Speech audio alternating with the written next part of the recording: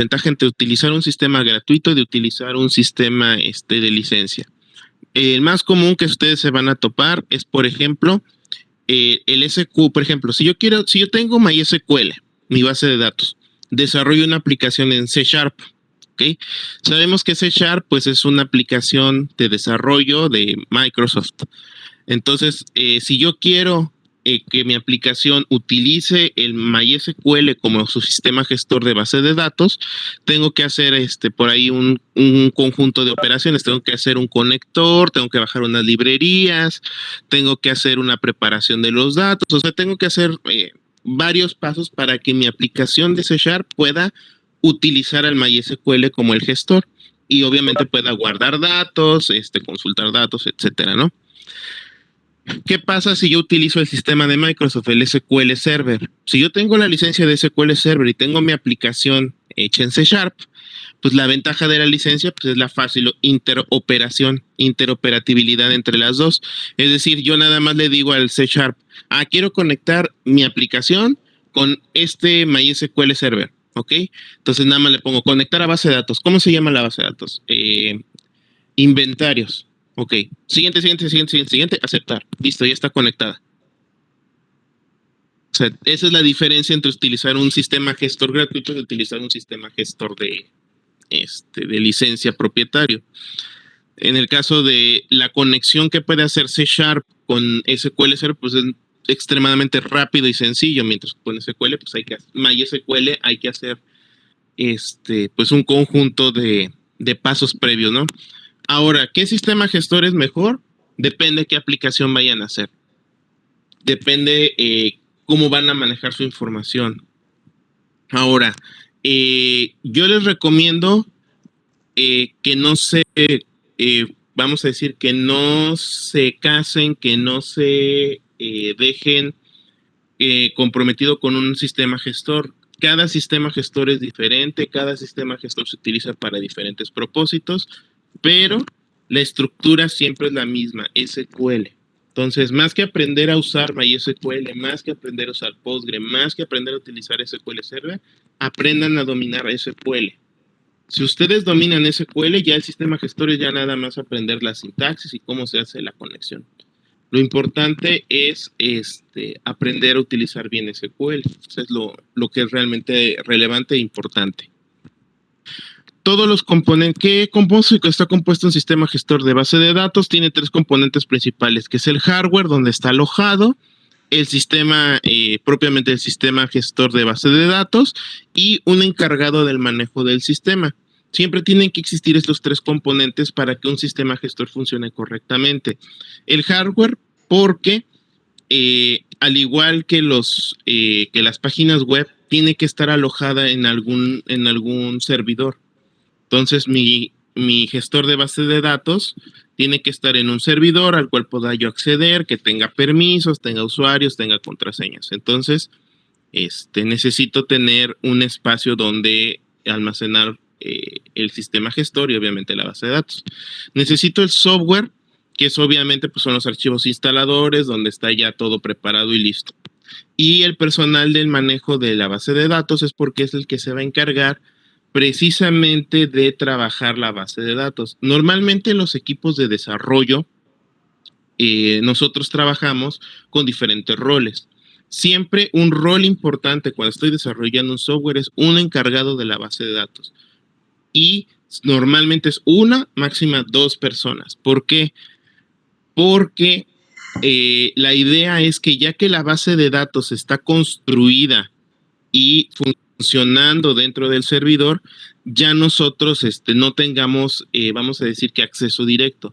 ¿Por qué? Porque si todo mundo pudiera manipular la base de datos tanto en la estructura como en la forma en que trabaja, pues tendríamos un problema, porque de repente alguien le mueve algo que no debe de ser o no sabe moverle o le cambia algo y no avisa, pues toda la aplicación que estoy haciendo pues deja de funcionar.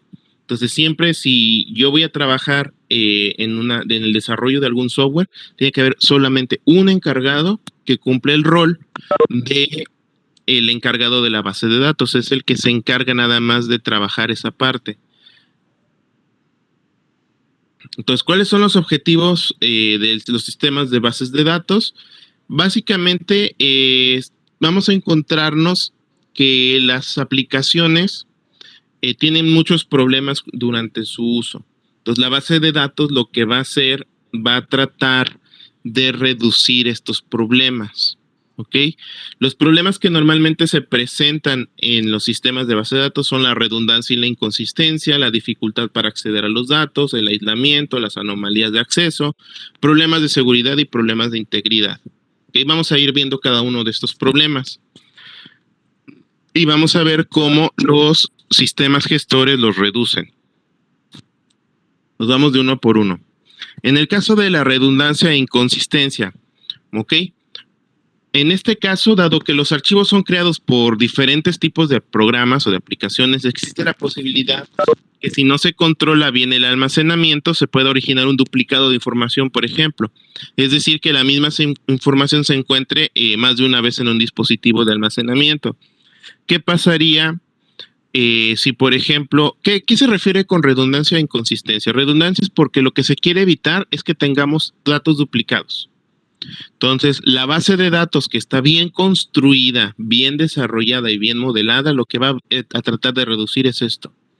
Por ejemplo, ¿qué pasaría si en la base de datos de un banco hay dos personas que se llamen exactamente igual, con los mismos nombres, con los mismos apellidos? Uno tiene un crédito pendiente de 200,000 pesos y el otro no tiene ningún crédito. Entonces, ¿qué va a pasar el día que a quién le cobro? Pues no sé, o sea, le cobro a uno, le cobro a otro. Entonces, en este caso, la base de datos lo que va a tratar es darle consistencia. Una inconsistencia puede ser eso, o sea, no sé si ese Juan Pérez que está duplicado, no sé si es el mismo, no sé si son dos personas diferentes, no sé si a la hora que se capturó doble, no tengo cómo identificarlas. Entonces, la base de datos lo que va a hacer pues es, bueno, fácil, lo que vas a hacer, asigna un número de cliente a cada uno. Si el número de cliente es el mismo para los dos Juan Pérez, es la misma persona. Si un Juan Pérez tiene un número de cliente y el otro Juan Pérez tiene otro, son dos personas distintas. Entonces, ahí la base de datos me ayuda precisamente a la parte de la inconsistencia y de la redundancia. No es que a lo mejor alguien se equivocó, pues son dos personas distintas. Una me debe y otra no. Entonces, los sistemas las bases de datos, eso es lo que tratan de reducir. ¿Qué pasaría si, por ejemplo, a lo mejor un cliente hace una compra en línea, pensando en lo mismo del banco, y le aparecen dos veces dos cargos iguales y con el mismo monto? ¿Y cómo sabes que el cargo no se duplicó, le cobraron doble o compró dos cosas exactamente iguales y las pagó una después de otra y el cliente ya está reclamando? Bueno, pues es que en la tabla de los cargos del cliente, ahí hay un campo, una columna que dice fecha y hora. Entonces, si yo checo las operaciones, pues resulta que la fecha y la hora en ambos son los mismos. Entonces, no se le está duplicando, más bien por alguna razón, se hizo doble la operación, pero solamente cuenta como uno. Entonces, pues la función básicamente de la base de datos es de hacer la redundancia y la inconsistencia, es reducir la redundancia, evitar tener datos duplicados y darle sentido a los datos. Dificultad de tener acceso a los datos. Este es un problema en el cual nosotros o la mayoría de los sistemas tienen que poder acceder a la información de manera fácil y sencilla. ¿Por qué? Porque muchas veces parte importante cuando desarrollamos sistemas, acuérdense, es que tenemos que trabajar con el CRUD o con el ABC, ¿no? Que es el create, el read, el update y el delete, o el alta, el baja, cambio y la consulta. Entonces, si la base de datos no está bien hecha, o si no tengo una base de datos, poder desarrollar el CRUD es muy difícil. Por ejemplo, ¿qué pasaría si yo tuviera una tablota donde ahí viene el número del cliente, su nombre, su apellido, la fecha de la operación, el nombre del comercio donde hizo la operación, el monto, las características, la descripción y el código QR? Entonces, cuando yo quiero hacer una inserción, pues me voy a tardar un montón, porque son como 10 columnas que tengo que llenar datos.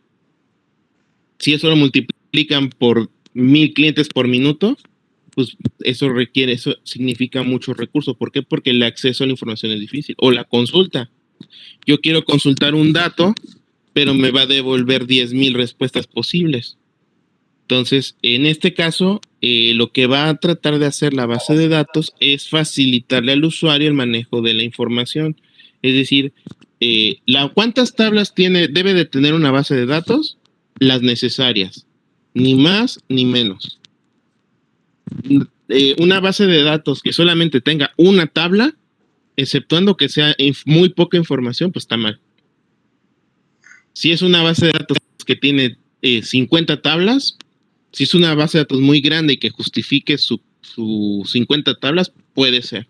Pero si no, pues también tendríamos ahí un exceso de tablas. Entonces, tanto una parte es excesiva, el tener una tabla como tener 50 tablas también es demasiado. Entonces, lo que se busca en las bases de datos bien desarrolladas es que sean las tablas que tengan que hacer para facilitar el acceso a los datos. Otro problema es el acceso concurrente.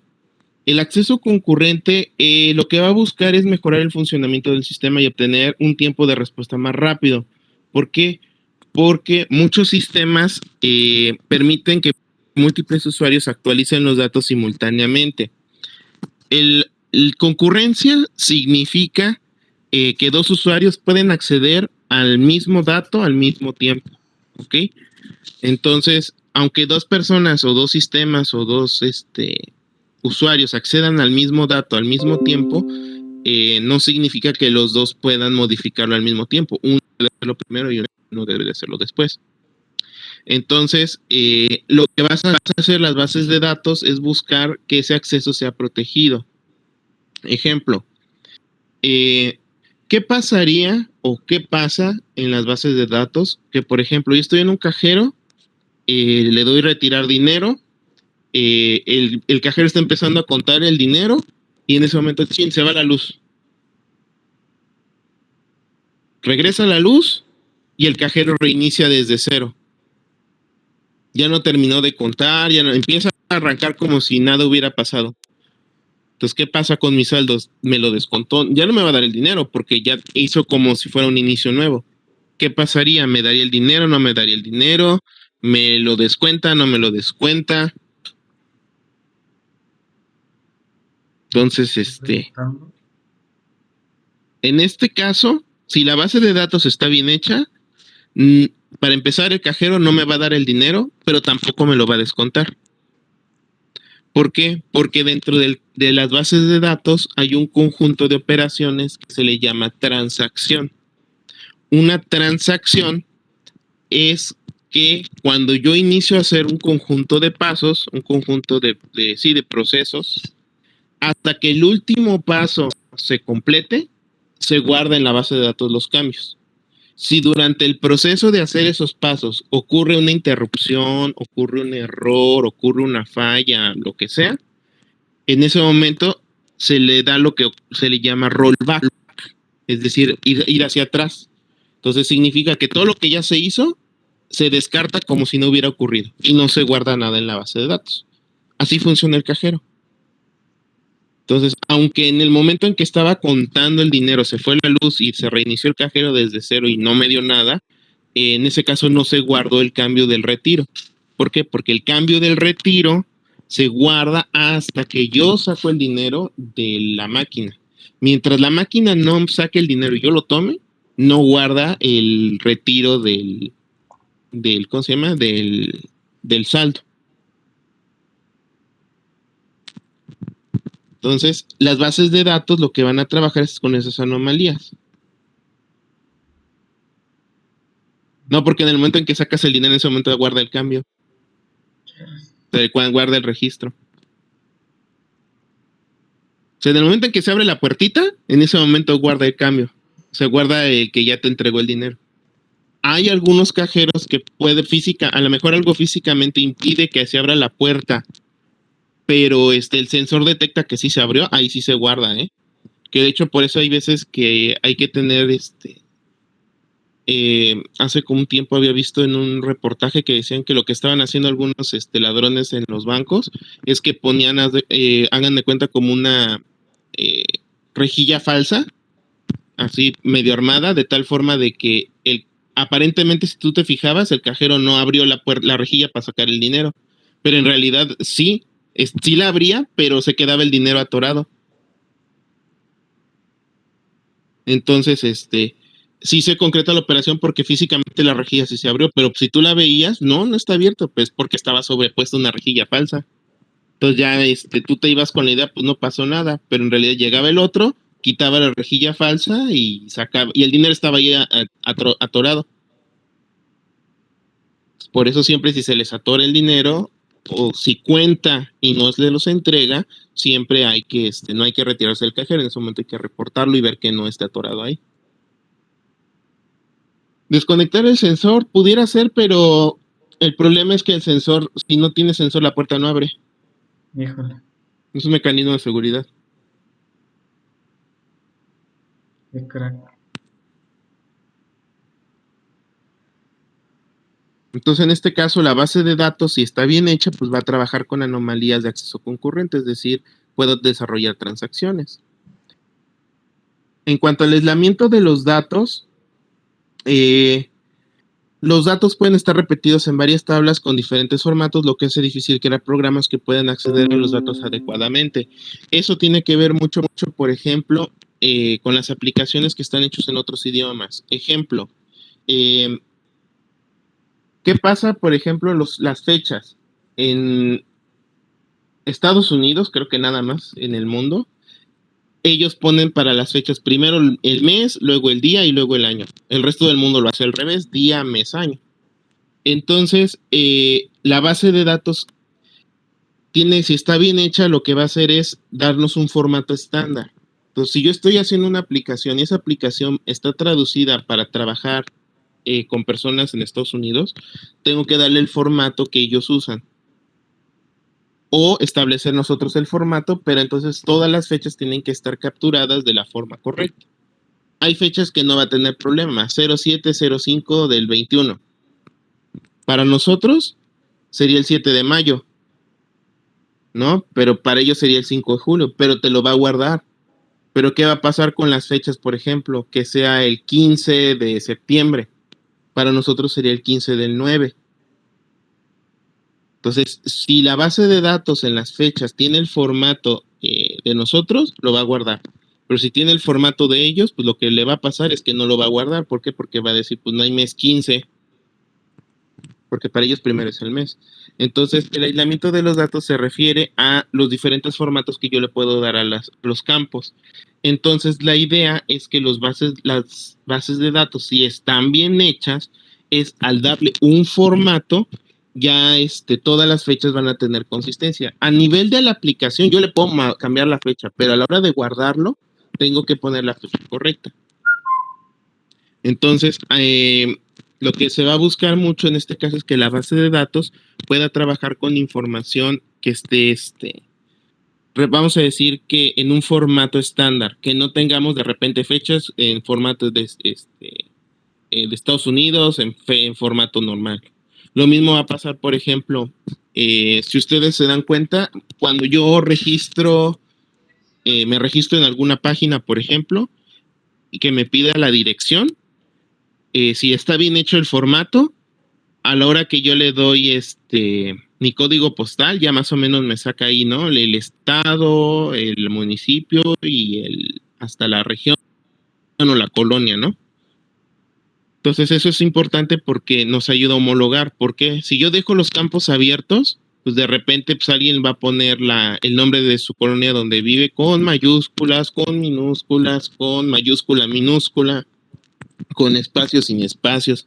Entonces, a la hora de que los programas dan reporte de lo que hacen, pues está todo revuelto. Entonces, en este caso, pues lo que van a buscar es darle el aislamiento de los datos, es dar un formato a cada una de las tablas. Problemas de seguridad. Las bases de datos lo que buscan es que la información y todos los datos solamente puedan tener acceso las personas que deban de tener el permiso para poder acceder. Una. Y segunda, que solamente, incluso aunque tú tengas acceso a la información, solamente puedas acceder a la información que te compete. Es decir, ok, está bien, tú eres un empleado, puedes entrar a acceder a información de la base de datos, pero solo puedes acceder a lo que corresponde de tu trabajo. Por ejemplo, si yo estoy trabajando como cajero, por ejemplo, pues yo debo de tener acceso, sí, estoy trabajando para la empresa. Entonces, ¿a qué podría acceder yo? Ah, bueno, puedo acceder, por ejemplo, para buscar un producto, buscar un precio, una marca, poder registrar una compra, hacer una devolución.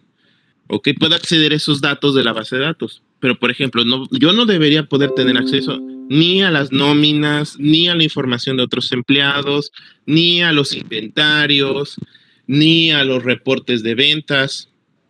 ¿Por qué? Porque no es parte de mi trabajo. Entonces, la base de datos que está bien hecha es aquella que proporciona la seguridad tanto para evitar que personas ajenas a la empresa accedan a los datos, como a que los mismos que sí pertenecen a la empresa accedan solo a la información que a ellos les compete. ¿Ok? ¿Cómo lo hace? Por medio de autenticaciones, por medio de protección de datos, por medio de cifrados. Entonces, en este caso, la base de datos va a hacer eso. ¿Qué pasaría si, por ejemplo, todas las ventas las registráramos en un Excel? Pues entonces, exceptuando que el archivo estuviera protegido con contraseña para abrirlo y cerrarlo, pues no va a ser muy seguro. Igual el archivo alguien agarra, lo copia y se lo lleva. Copia el Excel en algún USB y ya se lo lleva y ya en su casa lo puede tratar de descifrar y abrir y ya puede entrar la información. Entonces, la idea del problema de seguridad es trabajar con los accesos, tanto de los que no pertenecen a la organización como de los que sí, y acceder solamente a la información importante que le son competente a cada tipo de usuario. Y finalmente trabaja con los problemas de integridad. Es decir, los valores de datos almacenados en la base de datos deben satisfacer cierto tipo de restricciones de consistencia. Estas restricciones se hacen para cumplir con el sistema añadiendo códigos apropiados en sistemas diversos de aplicación. Eso significa que la base de datos tiene que estar hecha de tal forma que yo tengo la confianza que los datos que están ahí guardados son los datos correctos. Ya si hubo un error de dedos, si hubo un error, un problema de captura, bueno, pero yo tengo la confianza que los datos que ahí están son los datos que son. Entonces, en el caso de las bases de datos, yo tengo la garantía de que los datos que están guardados pues son los correctos. Por ejemplo, regresando al ejemplo del Excel. Yo no sé si el empleado que capturó ese Excel, donde están registrándose la venta de productos, fue a buscar algo, regresó y en el Inter que fue y regresó vino alguien y le cambió algo le borró 3 ventas. No sé. En cambio, si esos datos están en la base de datos, yo sé que todo lo que está registrado ahí solamente pueden hacerse altas o capturas de información o guardar información, porque para eliminar datos solamente el administrador lo puede hacer. Entonces, así se trabaja con la integridad, o sea, dar la confianza. Si yo como encargado de sistemas tengo una base de datos bien hecha, bien desarrollada, yo puedo confiar que la información que estoy guardada es la información correcta y verdadera. Real no sé, porque el que la captura sabe si es real, pero sé que está bien capturada, que es la correcta y que es verdadera. Ya depende del que la captura, si captura mentiras, pues ya es otra cosa, pero yo sé que lo que está ahí es lo que me importa de la base de datos. ¿Dudas o preguntas con qué problemas o cómo resuelven estos problemas las bases de datos? ¿Para qué sirven? ¿Para qué se usan? ¿Cómo funcionan?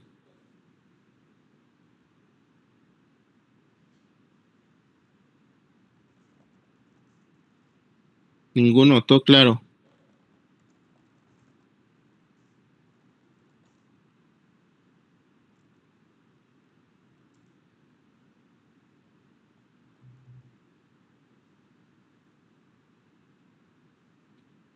Sí, pero de esta segunda unidad hasta la mitad, hasta casi al final de la unidad lo vamos a usar. Ahorita todavía no.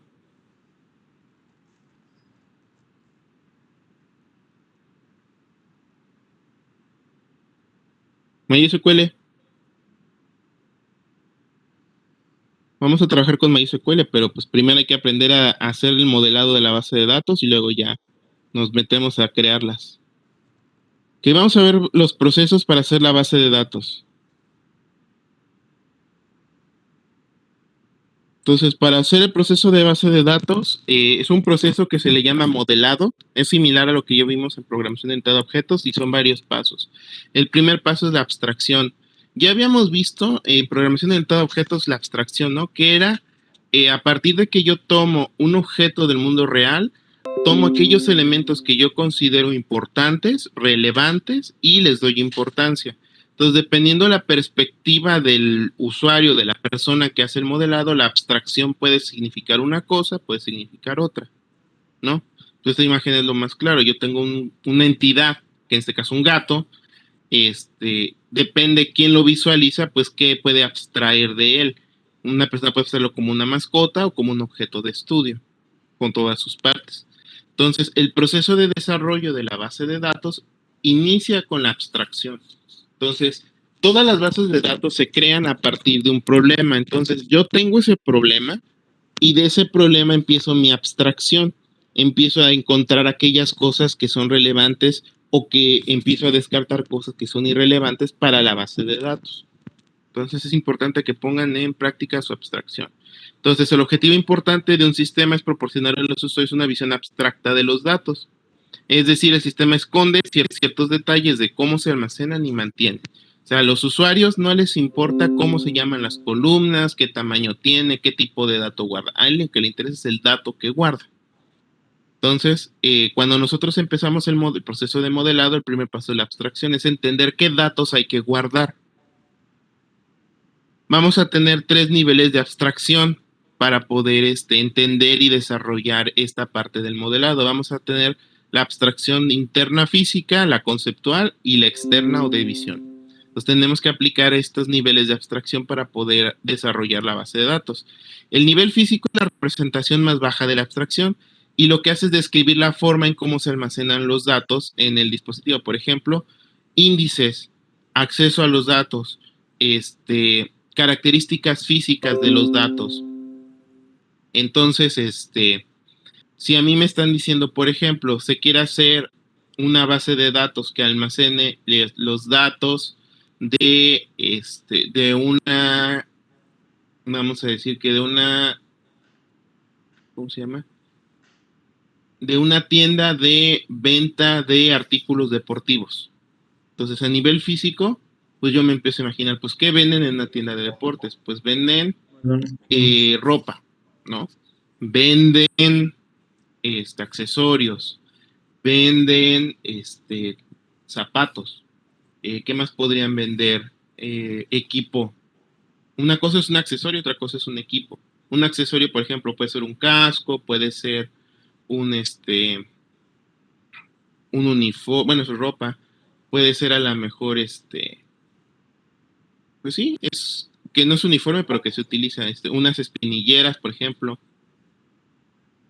Y un equipo puede ser un balón, un bat de béisbol. ¿Qué más podrían vender en la tienda de artículos deportivos? Mochilas. Pues sería la representación más básica, o sea, la representación física de lo que yo me imagino que podría vender. El nivel conceptual es un nivel más alto que describe qué datos son almacenados realmente y las relaciones que existen. Describe la base de datos completa en términos de estructura y diseño. Ok. Entonces, ropa. ¿Qué información yo necesito guardar de la ropa que venden en la tienda de deportes? Bueno, pues yo me imagino, pues si es una tienda de deportes, es obviamente venta, entonces tiene que tener un código de producto, tiene que tener un precio, tiene que tener una marca, un color, una talla. Si estamos hablando de los zapatos deportivos, pues igual tiene que tener un código de barras, un código de producto, un precio, una talla, una marca, un tipo de deporte, porque hay zapatos para diferentes deportes. Si estamos hablando a lo mejor de un equipo, pues a lo mejor el tipo de deporte que es. Es decir, ya este es un nivel más alto. Por eso el nivel físico es cuando nosotros analizamos hacia muy por arribita qué datos necesito guardar a manera general. Y a nivel conceptual ya es ya pensando a nivel de base de datos. Ok, necesito guardar este dato, ok. ¿Y cómo se relacionan? ¿Por qué? Porque significa que si yo voy a tener en mi tienda de deportes la ropa, entonces debo de tener también uniformes, debo de tener también dividirlos a lo mejor por playeras, shorts, calcetas, ¿no? Por diferentes tipos de ropa. ¿Por qué? Porque la ropa en general, pues es un concepto muy general y y no funciona igual. Por ejemplo, las tallas de las calcetas no es la mismo tipo de talla que usas ni para los shorts ni para las playeras. Entonces tengo que hacer una separación ahí.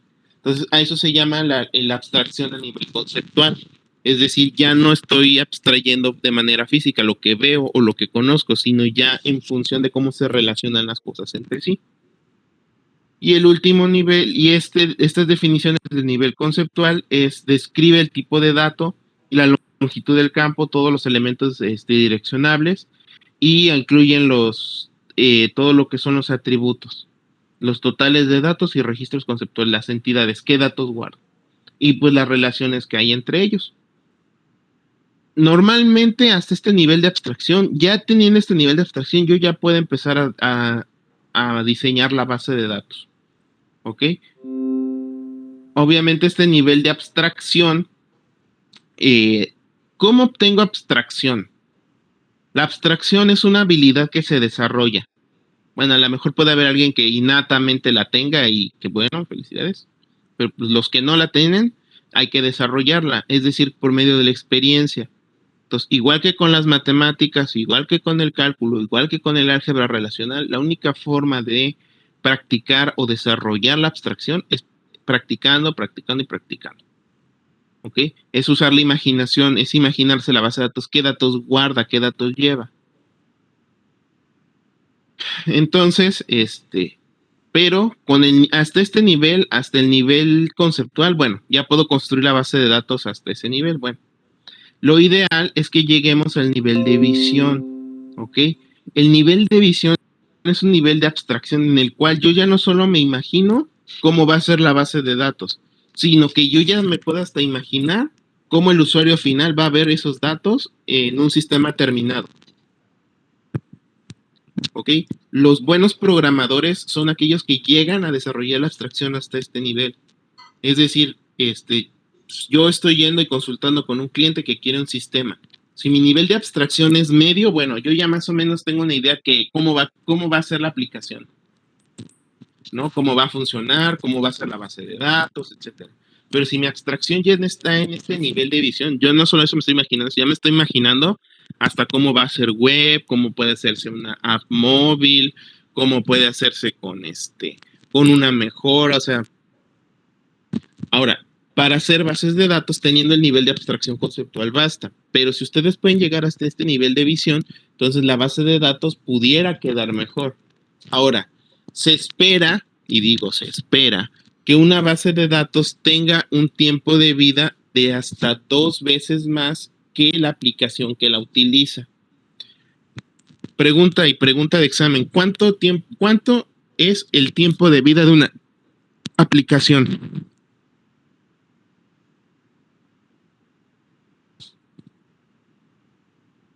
Ya en alguna materia lo han de haber visto.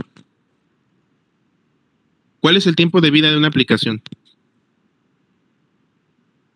De 3 a 5 años. De 3 a 5, Sofía dice que 4. De 2 a 6. Pues está más amplio. ¿Pero qué hace que sea de 2 o qué hace que sea de 6? ¿O por qué 4? ¿O por qué 3? Bueno. No depende de la eficiencia de la aplicación. Son dos cosas, bueno, de hecho, son 3 cosas que intervienen en el tiempo de vida de una aplicación.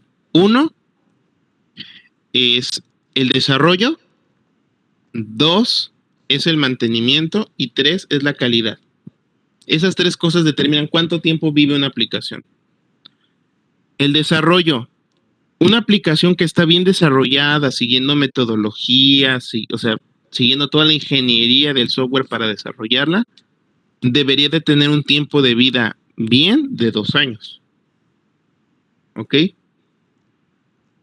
¿A qué me refiero con tiempo de vida? Me refiero a que desde el momento en que ya se implantó en la empresa o donde se vaya a utilizar, después de esos 2 años ya la aplicación ya ha pasado por diferentes, ya se le han presentado fallas, errores, se ha crasheado y ha tenido problemas. Entonces, aquí es donde interviene el segundo aspecto, el mantenimiento. Si una aplicación no se le da mantenimiento, va a llegar a sus 2 años de vida y ya la gente va a estar harta de que siempre marque el mismo error y la va a dejar de usar. Entonces, una aplicación, si se le da mantenimiento, puede extender su vida todavía el doble, es decir, puede llegar hasta los 4 años con un correcto mantenimiento. Es decir, no es que nos hablan a los 3 meses, es que siempre que guardamos un reporte se crashea la aplicación y se cierra. Ah, bueno, pues lo checamos, lo reparamos, ya quedó. Ah, bueno, siguiente. Y a los 3 meses vuelven a hablar, es que cuando generas un reporte te genera hojas en blanco y no se ven. Bueno, y así, y eso va extendiendo el tiempo de vida de la aplicación hasta el doble. Y aquí es donde entra lo que es la calidad. Una aplicación, al igual que un ser vivo, nace, crece, se reproduce o muere. O en ese caso puede reproducirse, puede morirse. Pero la calidad me ayuda a extender todavía más el tiempo de vida de mi aplicación porque lo que va a hacer la aplicación es evolucionar.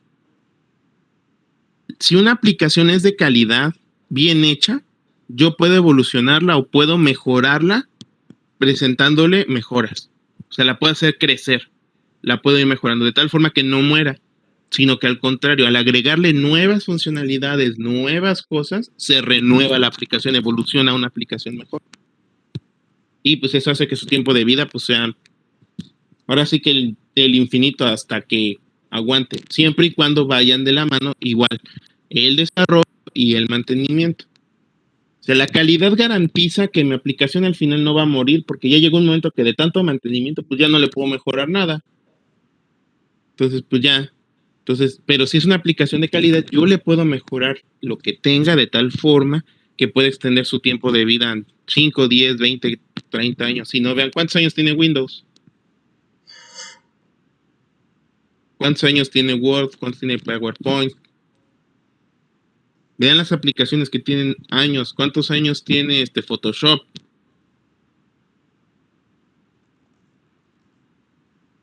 Entonces son esos 3 aspectos. Entonces, si yo cuando estoy desarrollando una aplicación no respeto esos 3 aspectos o mi aplicación que le estoy haciendo no estoy considerando esos 3 aspectos, pues una aplicación que ni tiene en cuenta el desarrollo correcto, que ni siquiera planeó darle mantenimiento y que ni siquiera tiene calidad, pues va a durar 3 meses y a los 3 meses ya se va a morir.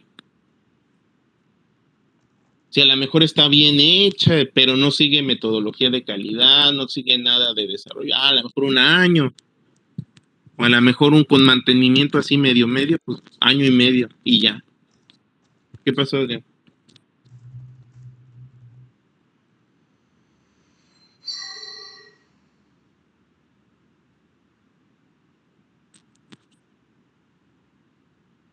Con las de todo tipo. Las bases de datos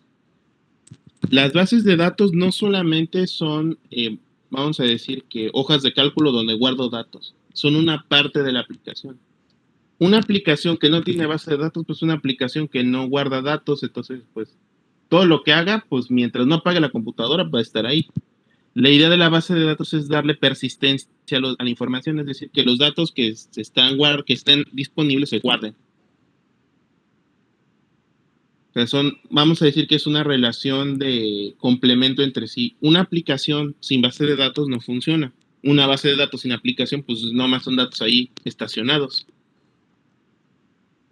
Entonces son complementos entre sí. ¿Qué implica el mantenimiento? El mantenimiento de una aplicación, de hecho creo que tienen más adelante una materia de mantenimiento, lo que abarca es una aplicación que ya está funcionando, ya tiene usuarios, los usuarios finales ya la están utilizando, pues implica que obviamente van a ocurrir fallas, se van a encontrar errores, entonces hay que, vamos a tener mantenimiento igual que con los carros, igual que con las computadoras, preventivo y correctivo. Vamos a tener mantenimiento preventivo, por ejemplo, nosotros vamos a hacer como que un test de fallas que nosotros encontramos y vamos solucionando errores que nosotros como desarrolladores encontramos, de tal forma que no se le presenten al usuario final. O a lo mejor ya nos hablaron y ellos encontraron el error y hay que corregirlo. Entonces, pues el mantenimiento es eso. El mantenimiento es todas las fallas y errores que tenga la aplicación durante su uso, corregirlos para que ya no existan. Siempre van a existir fallas y errores. Los usuarios son perfectísimos para encontrarle la combinación exacta de teclas que nadie se le ocurrió que pudieran ocurrir, que crashean la aplicación. Y te hablan diciendo, es que cuando yo apreté esto se congela y se cierra. Y pues hay que ver qué lo causa. Hay veces que depende, puede ser a lo mejor en varias cosas. Sí puede ser la aplicación, hay veces que es la computadora donde se está corriendo, hay veces son los programas que el cliente o que el usuario tiene en ese momento instalados que causan el conflicto. Entonces, pues todo eso implica solucionar los errores. No le vas a decir a un usuario, pues es que el problema es porque su antivirus no deja guardar los datos. Desinstale su antivirus y trabaje así. Pues no. Hay que ver cómo, más bien ver qué antivirus tiene y hay que ver qué antivirus está usando y ver por qué lo está marcando a lo mejor como fuente de virus y no lo deja guardar. Y hay que hacerle un parche y parchar y ya para que lo pueda hacer. Sí, eso no se puede hacer. Entonces el mantenimiento es eso, el mantenimiento precisamente es encontrar las fallas y darle el mantenimiento. A lo mejor por el tiempo de desarrollo hubo una parte que no nos quedó bien o nos quedó, por sacarla rápido, nos quedó incompleta. Entonces parte del mantenimiento pues es echarlo a andar bien. Por ejemplo, Word, ¿cómo se ha desarrollado hasta ahora? Pues Word inició como el blog de notas. Igualito así como el blog de notas, así empezó Word, creo que en la versión 1. ¿Cómo ha ido evolucionando? Pues funcionaba bien como un procesador de texto, de repente vino una mejora y bueno, le agregaron los tipos de letras, vino otra mejora y le agregaron a que pudieras tener los márgenes de las hojas, luego vino otra mejora en la cual ya podías hacer letras grandes y chiquitas, luego cambiarle el tipo de letra y así. Sí, es el proceso de la calidad te ayuda a preparar tu aplicación para ir evolucionando. Entonces le vas agregando más cosas, más cosas, más cosas, más cosas, más cosas. Hasta la versión que ya tenemos ahorita, que es la versión online. Los comentarios de la Play Store te sirven a ti como para desarrollador para el mantenimiento. Siempre la retroalimentación, y eso siempre ténganlo en cuenta. Cuando ustedes hagan un proyecto de software, preséntenlo y que les den retroalimentación. Buena, mala, no importa. El chiste es tener retroalimentación, que me digan cómo lo ven, tanto en la parte de la funcionalidad como en la parte de la apreciación. ¿Por qué? Porque esa retroalimentación me ayuda a ver o a saber si mi aplicación está bien hecha, si hay fallas, qué está bien, qué está mal. Entonces, siempre para el mantenimiento de la retroalimentación, pues sí se usa. Pero regresando a esto de la abstracción, pues la idea es que ustedes puedan desarrollar la abstracción hasta este nivel, el nivel de visión en la cual ya pueden, ahora sí que imaginarse ya la aplicación terminada y funcionando, cuando ni siquiera existe, ni siquiera he diseñado nada. Entonces, lo ideal es desarrollar su abstracción hasta este nivel. O sea, por ejemplo, los líderes de proyecto tienen este nivel de abstracción. Ellos en su mente ya tienen idea hasta del color de la interfaz y los logs y todo cómo va a ir. Ya nada más necesita el equipo de trabajo para irlos guiando cómo tiene que quedar. Sí, güey. El análisis. No es como un análisis, porque el análisis lo hace sobre algo que existe, la abstracción lo hace sobre algo que no existe. Te están presentando el problema. Si a ti te presentan un problema y tú lo analizas, tú entiendes cómo resolverlo. ¿Ok? Pero el nivel de visión dentro de la abstracción no solamente te hace eso, sino ya te dice cuántas ventanas va a tener, qué opciones va a haber, si va a tener o no va a tener música, si va a tener o no va a tener opciones, o sea, ya es toda la aplicación completada, no solamente una parte. Pudiera ser. Pero bueno, teniendo nada más el nivel conceptual, con eso ya podemos crear bases de datos. Lo ideal es llegar al nivel de visión. Pero eso pues con la experiencia. De hecho, conforme pase el tiempo y ustedes vayan haciendo, por eso es importante que ustedes hagan los proyectos y los terminen. Porque si ustedes hacen sus proyectos y los terminan, van desarrollando la abstracción. Ok, entonces pasamos a lo que es el modelado. El modelado es el proceso que consta de varios niveles o pasos en los cuales tiene como propósito depurar, perfeccionar, prever, mejorar y pulir las bases de datos. Los niveles de modelado o los pasos del modelado son abstracción y análisis, modelo, entidad, relación, modelo relacional y después del modelo relacional viene la normalización. ¿Ok? Dentro de la normalización, vamos a ir viendo cada uno de estos. Hay 5 pasos, que es la primera forma normal, la segunda forma normal, la tercera forma normal o también llamada normalización de voice code, la cuarta forma normal y la quinta forma normal. Nosotros en esta asignatura nada más vamos a llegar hasta la tercera forma normal. Si sus bases de datos que ustedes están modelando llegan a la tercera forma normal bien hecha, es una base de datos robusta y bien hecha. Llevarla a la segunda forma normal, voy a tener a lo mejor un problemilla por ahí y detalles. Tener la primera forma normal es ya cojear mucho con la base de datos. No normalizarla es literalmente tener una base de datos que va a durar un mes y después va a explotar, porque no está bien hecho. Ahorita vamos a ver los pasos en que consisten, pero básicamente lo ideal de las bases de datos es llegar hasta la tercera forma normal. Ay, perdón. No se enoje. Explota. Vamos paso por paso. La abstracción y el análisis es el primer modelo y se realiza un análisis de las necesidades que debe cubrir la base de datos. Y para ello hay que identificar en el problema que a mí me presentan 2 cosas.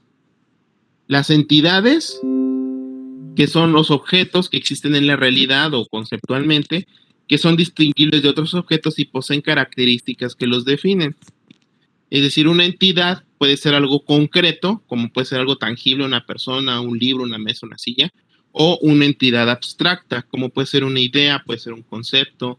Por ejemplo, una entidad abstracta, una factura. Una factura no es el papel, factura, ese es un papel. El concepto de factura es un concepto que existe y que hay datos que guardar de una factura, pero yo tangiblemente no puedo tocar una factura, lo que toco es un papel. ¿Ok?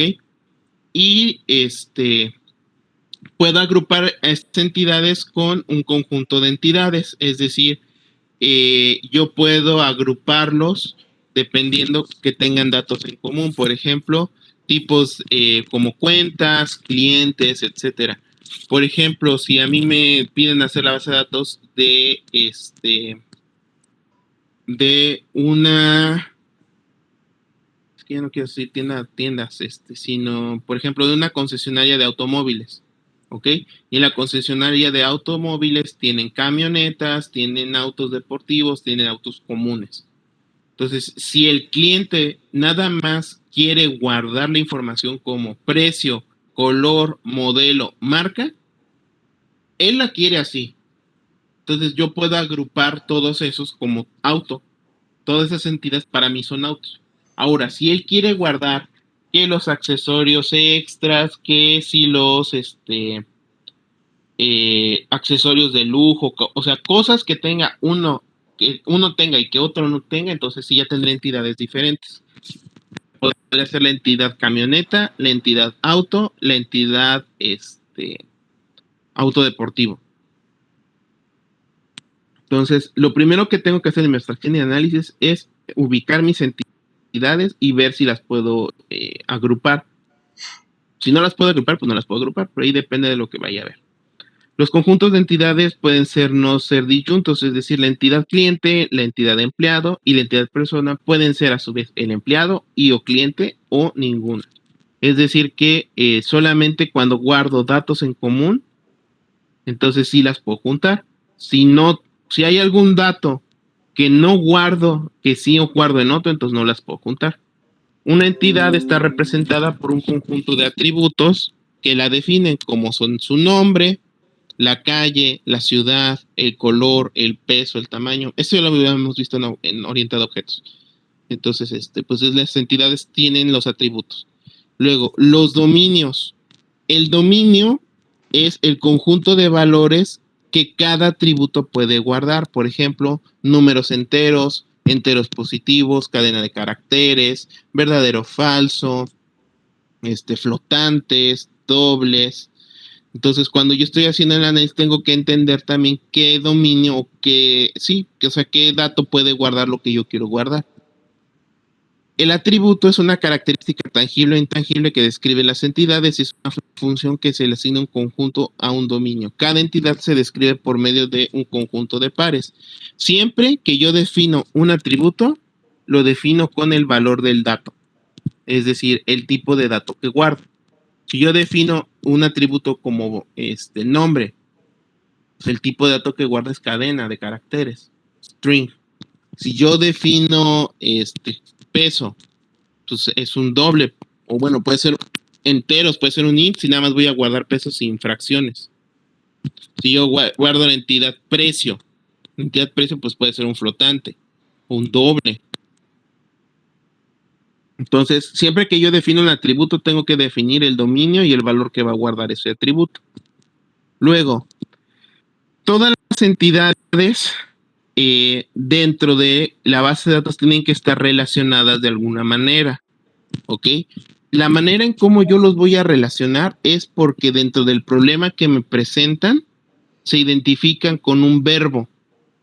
Es decir, hay un verbo que si tengo una entidad cliente y una entidad auto y yo quiero relacionar esas dos entidades, tengo que relacionarlas por medio de un verbo, que es una acción que realizan ambas entidades o que unen a ambas entidades y que tienen congruencia. Por ejemplo, si yo estoy haciendo en la base de datos de un taller mecánico y tengo la entidad cliente y la entidad auto, ¿cuál podría ser el verbo que pudiera unir a las dos? Un cliente lleva un auto. Un auto es llevado por un cliente. Pudiera ser, tengo a lo mejor la entidad mecánico y la entidad auto. Quiero unirlas. Ok, un mecánico repara un auto. Un auto es reparado por un mecánico. Entonces, las relaciones sirven para unir las entidades. Entonces, dentro de la base de datos, todas las entidades tienen que estar integradas con una relación. Es decir, no puede tener entidades sueltas. ¿Ok? Luego, los conjuntos de relaciones es el grupo de relaciones del mismo tipo. Es una relación matemática de n, es decir, número de entidades mayor o igual a 2 de entidades, que no pueden ser distintos. Por ejemplo, la entidad la relación cuenta-cliente. Un cliente tiene una cuenta. O la relación cliente-sucursal. A una sucursal acude un cliente a solicitar un servicio. Así me lo va a decir el problema. Entonces yo tengo que identificar todo eso. Tengo que identificar los clientes, las entidades, los atributos, las relaciones. Partimos de ahí. Así comienza mi análisis y abstracción. De ahí pasamos al modelo entidad-relación. Ya que ya hice mi análisis y mi abstracción de mi modelo, entonces sí ya puedo iniciar, ya puedo empezar a hacer los primeros modelos. En este caso, el primer modelo que vamos a ver es el modelo entidad-relación. El modelo entidad-relación corresponde, en este caso, a traspasar todo este análisis y abstracción que hice a un diagrama que me permita detallar todos los elementos que o del que está compuesta mi base de datos. Por ejemplo, aquí tengo 3 entidades. ¿Qué figuras o cómo se definen? Ahí les van. Las entidades están definidas por rectángulos. Los atributos están definidos por óvalos o elipses. Y las relaciones están definidas por rombos. Entonces, todo lo que yo haga en mi abstracción y análisis, tengo que después traducirlo, transformarlo a un modelo de entidad de relación. De tal forma que yo puedo decir que a lo mejor el cliente realiza un pedido, el pedido está compuesto por un artículo. ¿Qué datos guardo del cliente? Su DNI. ¿Qué datos guardo del pedido? La fecha. ¿Qué datos guardo del artículo? El número de serie. ¿Qué datos guardo de la relación entre un pedido y un artículo? Pues la cantidad de artículos que envío. Entonces, yo lo que hago después de hacer el análisis es hacer el modelo entidad-relación. ¿Dudas hasta aquí, hasta estos primeros 2 pasos? Tanto de la abstracción como el modelo entidad-relación. Primero, ¿cómo se queda?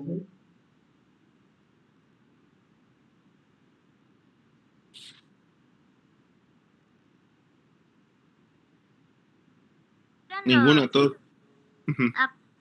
¿Para qué eran los rectángulos? Para las entidades.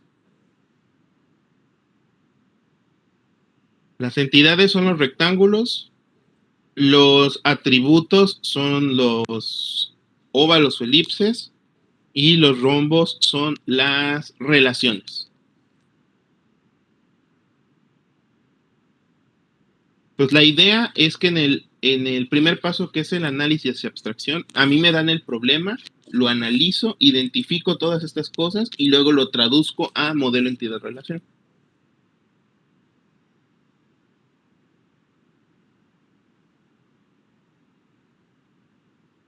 Ok, vamos a checarlo entonces. Vamos a iniciar primero.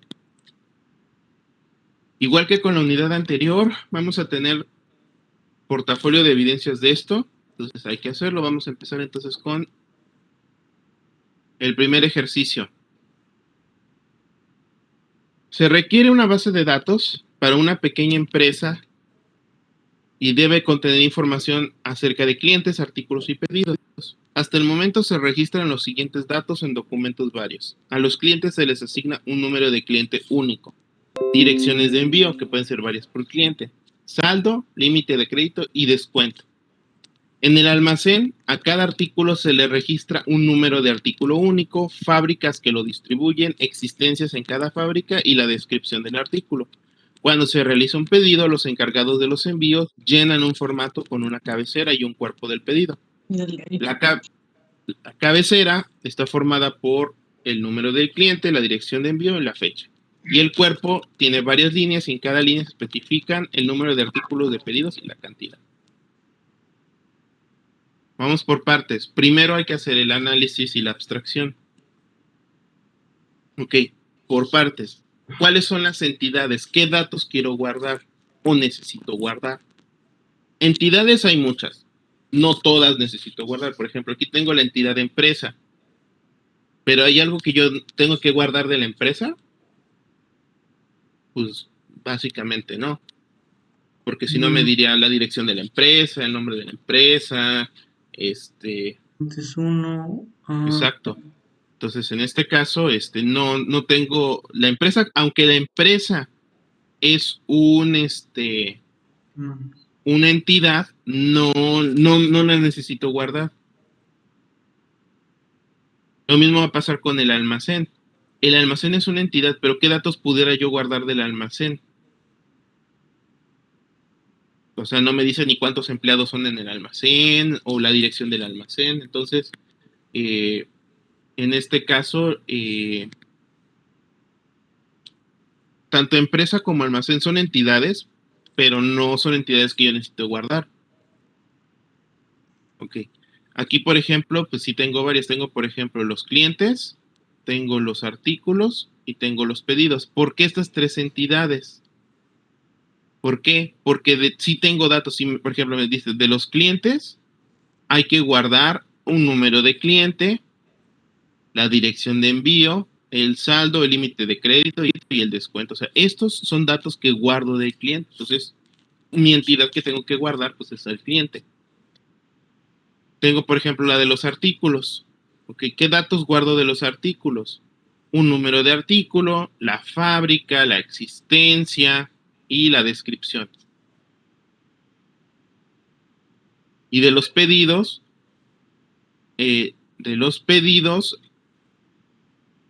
dice que se llena un cuerpo y una cabecera.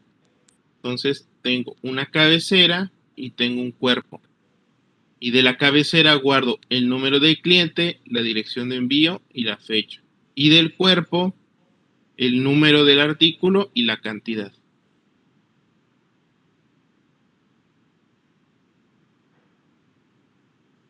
No, sí son entidades. Son entidades que forman parte del pedido. Si ustedes lo quieren ver así, pedido tiene 5 entidades. Número de cliente, dirección, fecha, número de artículo y cantidad. Pero a su vez me dice que el pedido, la entidad pedido, está dividida en dos entidades más pequeñas, si lo quieren ver, la cabecera y el cuerpo. ¿Por qué? Porque la cabecera guarda unos datos y el cuerpo guarda otros datos.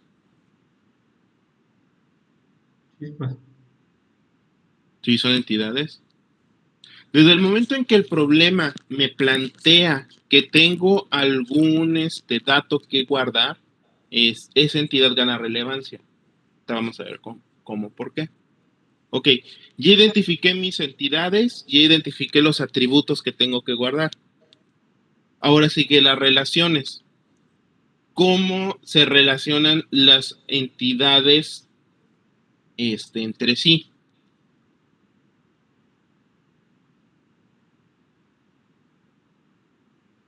Puede ser, un cliente compra un artículo,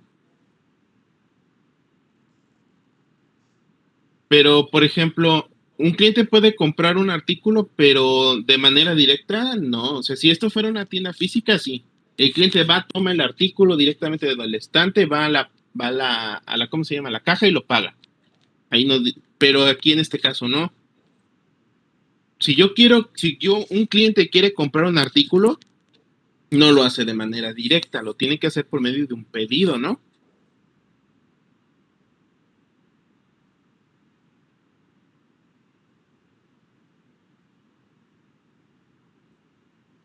Entonces la relación no puede ser directa, sino que es un cliente realiza un pedido y a su vez un artículo es enviado por medio de un pedido.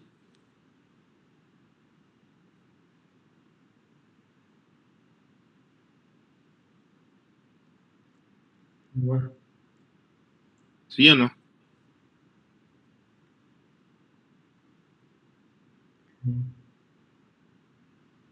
Por eso es parte del análisis, tengo que entender el problema, porque te dice que es una empresa pequeña y en este caso me dice que los pedidos, aquí está, realiza, mira, este es el verbo, realiza un pedido. Los encargados de los envíos llenan un formato y luego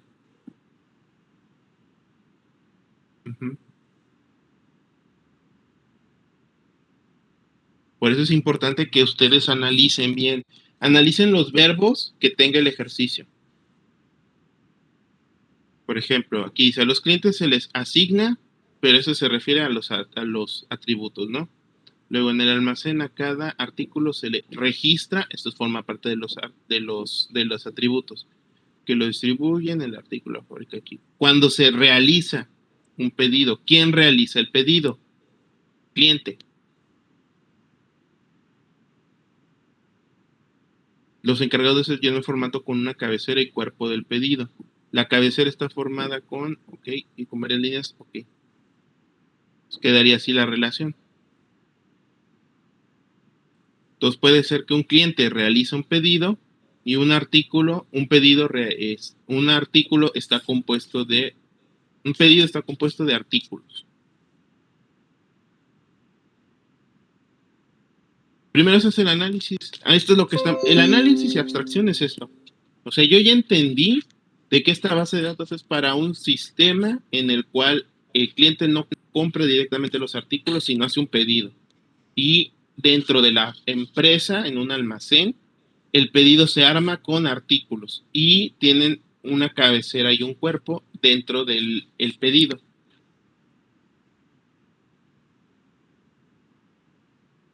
¿Okay? Entonces, siempre es importante, o bueno, ayuda bastante a la hora de hacer la parte de la descripción del ejercicio, el ir marcando así con color o con algo que voy encontrando para que cuando haga el diagrama sea más fácil de hacer. Más o menos si lo como y se quedaría más o menos así.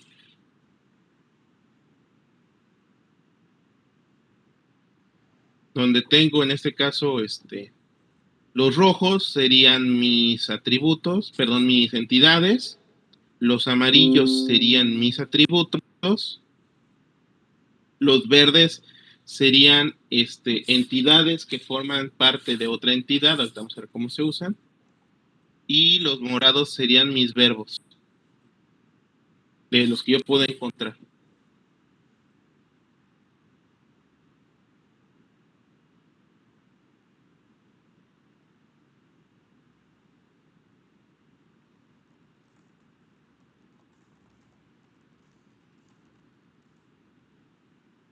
Entonces, así les ayuda para que cuando se haga la traducción, pues sí, es una traducción literalmente, se pueda hacer sin ningún tipo de problema.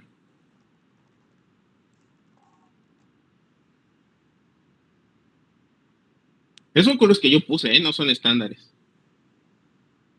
Es que es un amarillo con las orillas negras. Lo que pasa es que si lo dejaba como amarillo, amarillo no se perdía con el fondo blanco. Sí, las rojas son las entidades. Las verdes son entidades que forman parte de otra entidad, porque dice que el pedido está formado por una cabecera y un cuerpo.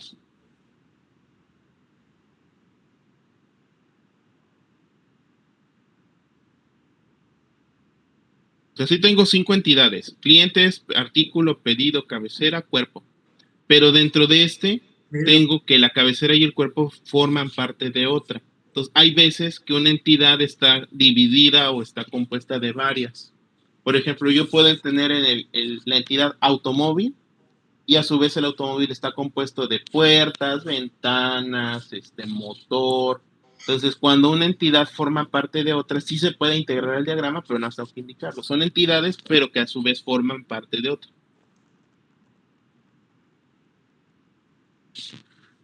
¿Dudas hasta aquí de por qué o cómo quedó esto? El amarillo son los atributos.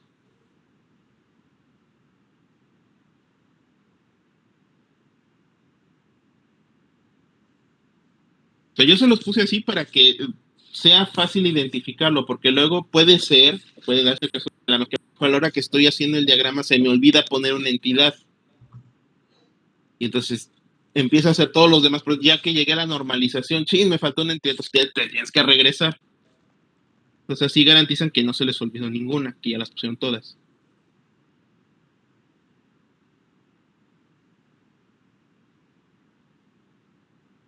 Entonces lo haría de esta manera.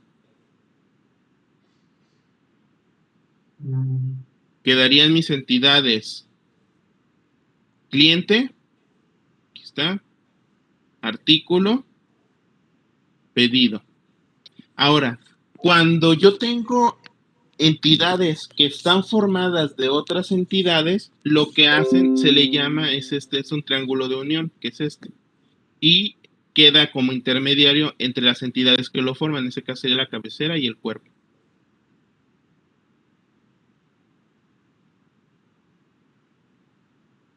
Mis entidades, primero creo mis entidades, después creo los atributos, aquí están todos mis atributos.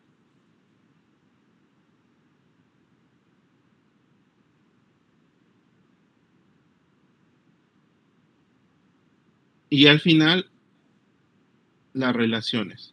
Un cliente realiza un pedido. Un pedido está formado por artículos. La única forma en que no puedo hacer una relación entre entidades, la única forma que yo puedo relacionar dos entidades es por medio de una relación, excepto cuando una entidad forma parte de otra, que es en el caso de acá, que es en este caso. El cuerpo y la cabecera forman parte del pedido. Entonces, este triángulo eso es lo que se da a entender como forma parte de o está compuesto de. Fuera de este caso, si yo quiero relacionar dos entidades, tiene que ser por medio de un verbo.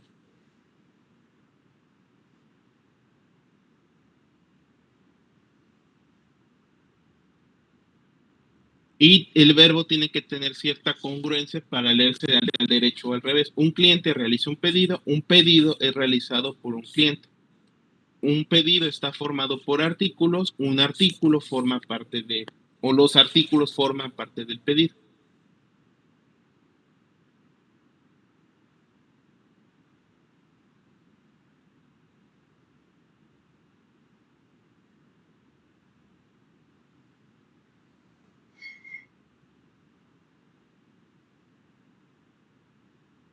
Sí, ¿no? ¿Dudas, preguntas?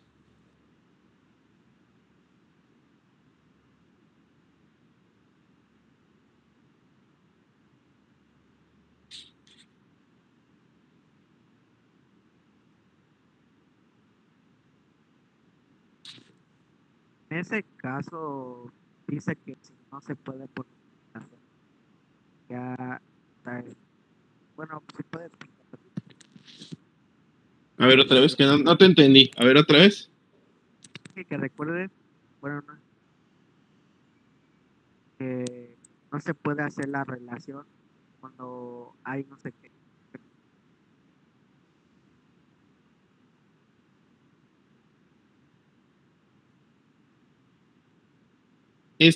Esta relación se lee, porque así se lee como forma parte de o está compuesto de. Un pedido está compuesto de un cuerpo, de una cabecera. Un cuerpo forma parte de un pedido.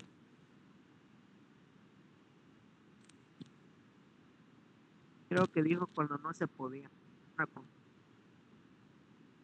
Fuera de este tipo de relación con la figura, siempre si yo quiero relacionar dos entidades, tiene que ser por medio de un verbo. Y si ustedes se fijan, ya todo está conectado.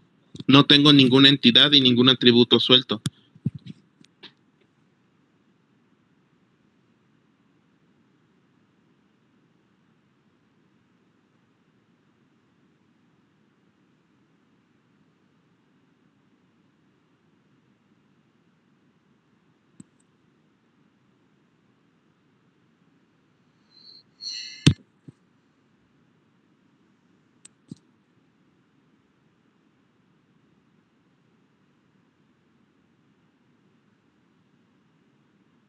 Igual, algo que les puede ayudar para poder hacer el diagrama antes de esto.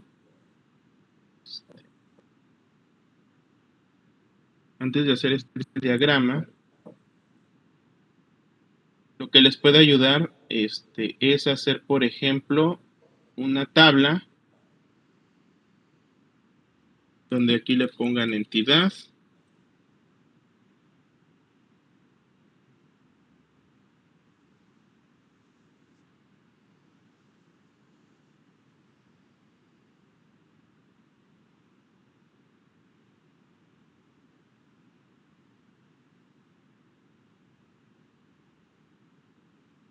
Entidad y aquí le pongan entidad clientes. Entidad cliente. Atributo y aquí le ponen todos los atributos.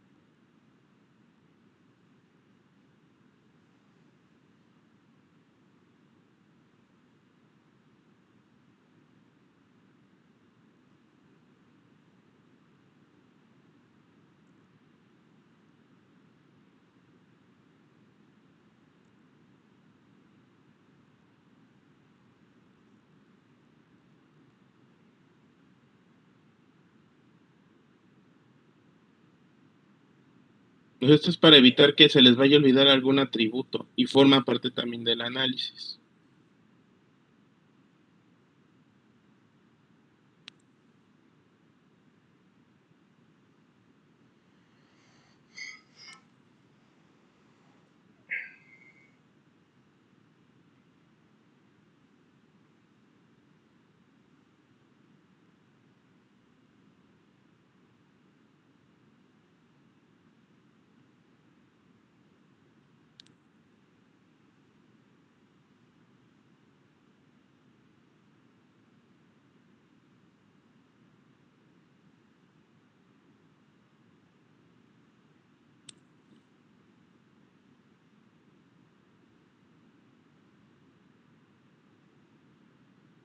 Y pues el único que no va a tener va a ser el pedido.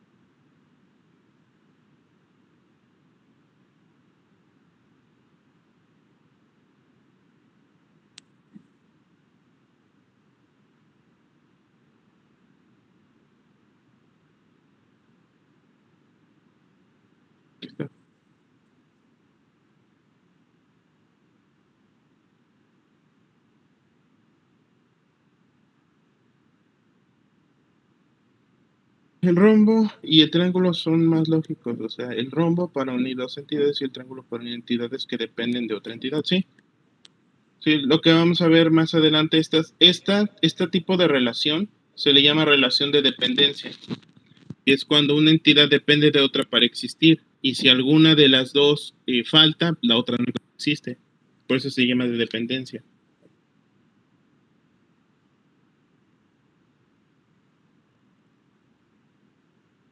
Pero así podría completar mi proceso de análisis con este.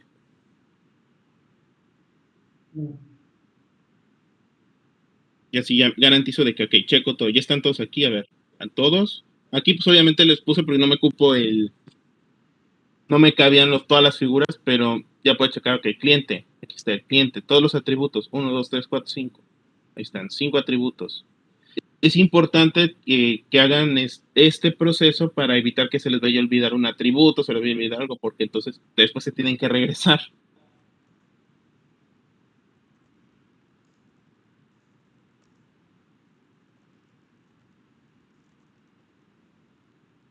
¿Ok?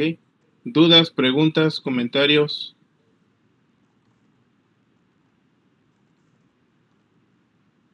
¿Ninguno? Claro que sí, profe. A ver, Dijo que era triángulo de dependencia, ¿no? ajá, Vale. El invertido, ¿no? sí. Ok, gracias.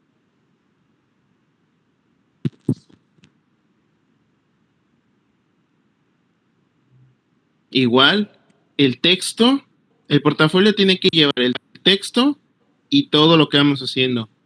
El análisis, exactamente, a manitas. Igual, el texto, el modelo entidad-relación, el modelo relacional y la normalización hasta la tercera forma. Obviamente este primer ejercicio nada más lo vamos a dejar hasta aquí, porque todavía no hemos visto los demás, pero conforme los vayamos haciendo, tienen que irlo haciendo también. Profe, en el análisis se requiere hacer la tabla. Del análisis, ¿cómo yo doy evidencia que ya hice el análisis? Porque ya hice esto o ya marqué con colores o con subrayados y tengo esta tabla. Así yo tengo mi evidencia del análisis. ¿Cómo ya tengo mi evidencia del modelo entidad-relación? Porque ya tengo el diagrama. Pues se le pueden poner título, análisis y abstracción. Y ya pueden poner esto en colores y la tabla. Luego, modelo entidad-relación y es este. De este, pues nos faltaría el relacional y la normalización. Pero ese, pues lo vamos a ver con otros ejemplos, lo vamos a ir avanzando, pero hay que hacerlos. Hay que aplicárselos a todos los ejercicios. Y al final, todos los ejercicios tienen que tener análisis y abstracción, modelo entidad-relación, modelo relacional y normalización hasta la tercera forma normal.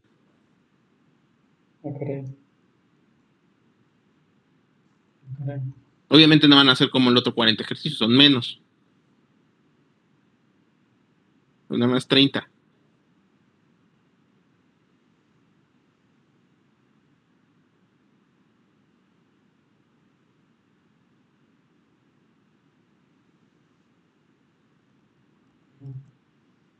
Ok.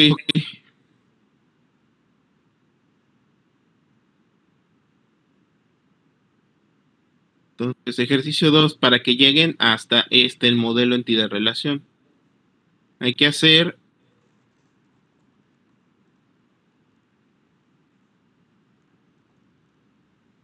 el examen de se podría subir con las imágenes.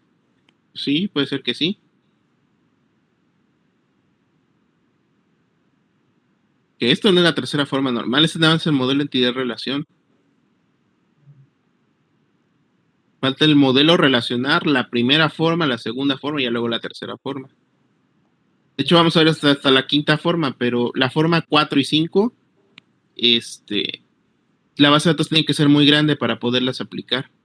La normalización es nada más aplicar a mis diagramas un cierto conjunto de reglas y modificaciones para garantizar que la base de datos está bien hecha. Entonces, ya que se las aplico, pues ya, cuando ya le apliqué todas las reglas, ya llega a la primera forma normal. A ese le aplico las reglas de la segunda, ya llego a la segunda y así. Pero aplicar a cuarta y quinta forma normal, la base de datos tiene que ser muy grande. Por eso normalmente en base de datos relativamente pequeñas nos quedamos hasta la tercera. Ok. Este va a quedar entonces para el jueves. Lo checamos. Es un sistema náutico. Se quiere diseñar una base de datos relacional para gestionar los datos de los socios de un club náutico. De cada club náutico se guardarán los datos personales de los socios. Número de socio, nombre, dirección, nivel y fecha de ingreso. Y los datos del barco que posee esta persona. Número de matrícula, nombre, todos los barcos tienen nombre. Número de amarre, que es donde está puesto, y la cuota que paga por el mismo. Obviamente cada barco, dependiendo del tamaño, paga una cuota diferente. Además, se quiere mantener información sobre las salidas realizadas por cada barco, con la fecha y hora de salida, el destino, es decir, a dónde va, y los datos personales del capitán, que no tiene que ser no necesariamente tiene que ser el dueño del barco, ni tampoco ser socio del club. Puede ser una persona contratada por el socio o por el dueño. Ojo, son tres personas diferentes. Un socio no necesariamente es el dueño del barco. El dueño del barco no necesariamente es socio. Y el capitán puede ser las tres cosas, pueden ser dos cosas o puede ser ninguna. Si el capitán puede ser capitán, propietario y socio, puede ser capitán y propietario, puede ser capitán y socio, no necesariamente. Y finalmente se necesita recopilar la información de las membresías de los socios. Cada una de ellas tiene un tipo de socio que existe, el costo de la afiliación, la vigencia y los beneficios.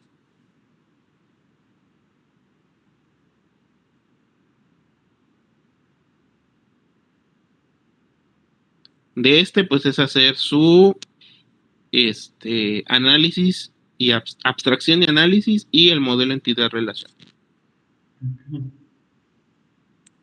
Y lo checamos el jueves. Para que le vayan practicando. Déjenme paso lista.